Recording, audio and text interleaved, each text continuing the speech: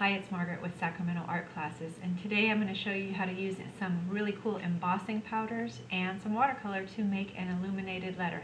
Let's get started. Okay, I have my letter design already drawn out on a piece of watercolor paper, and I will be using this Versamark acid-free ink refill, which is used with embossing fluids. I'm going to use this dry pen. It's kind of like a marker, but there's no ink in it, so it has this dry nib here.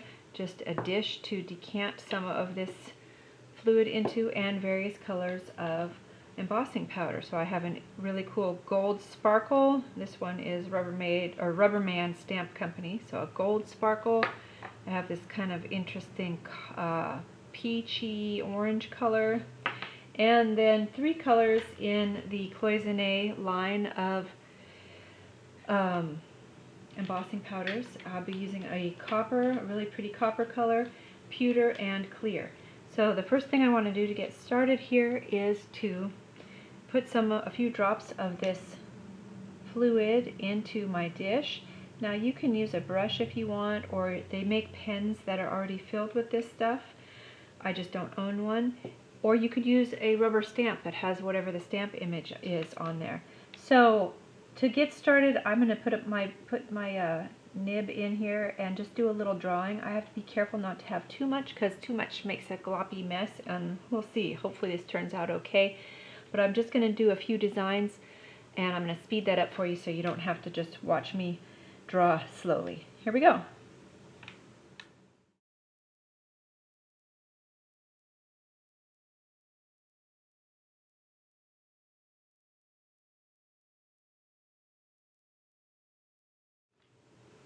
Okay, I did just a few designs in here with my marker, and now I'm going to put some of the gold on.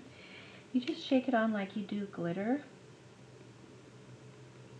and then any extra that does not stick to your paper, you're going to tap it off onto a little piece of paper on the side here, and then you could put it right back in, so right back into this jar. So I'll speed this up for you in just a second, and you can watch that all happen.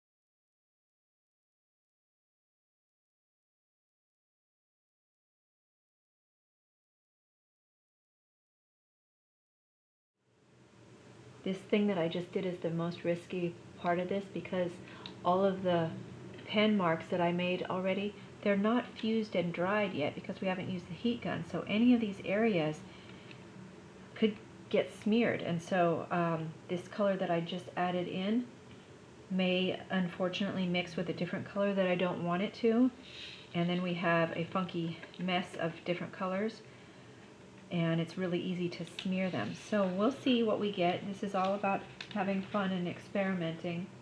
So we're going to see how this all looks.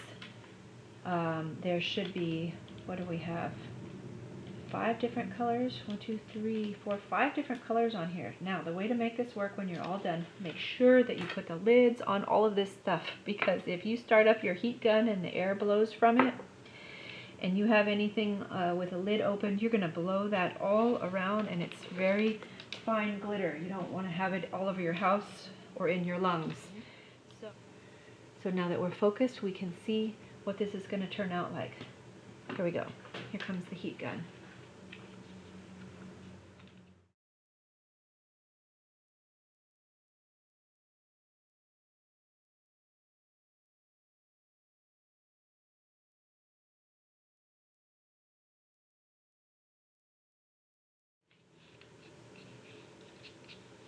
Okay, so you can see that we have a lot of different textures on here.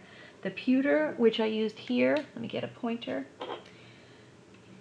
The pewter is used here. It melted really fast and it's very thick. And the clear is here and up at the top, also really thick and melted very fast. The glitter ones, which is this orangey color here and the gold down here, melts more slowly, and it also still leaves kind of a crusty, glittery feel to it, so it doesn't have that smooth wax quality that the other ones do. And that's how it's supposed to be. All of these different products do different things. So when you buy your embossing powders, you kind of have to play around with them and see what they'll do for you. To make this look better, what I would have done had I had more time would be to dry it or heat gun it in between each of the different shades so that it would be more precise, because you can see I got some mixing together here. But I think it's still kind of interesting. So we're at the last step here where I just need to brush this off, and then I'm going to use some watercolor on it just to finish off that letter M. So let's do a little cleanup on this.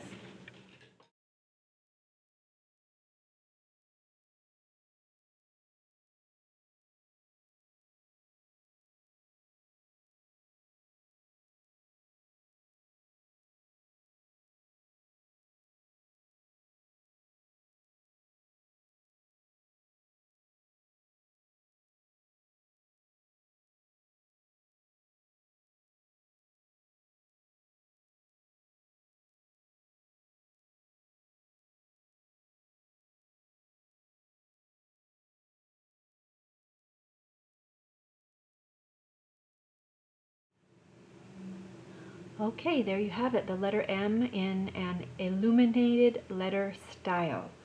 Kind of like what you see at the beginning chapter of a fairy tale or old style lettering. Some watercolors and 5 different colors of embossing powder. If I had it to do over again, I would maybe get the pen that's preloaded with the embossing ink so that I can be a little bit more careful with my design. But for fun, this was, a cool thing to do. So hopefully you enjoy that and come back and watch some of my future videos. I'm going to try and do a how-to video every Monday, maybe more. So have a great day. Thanks for watching.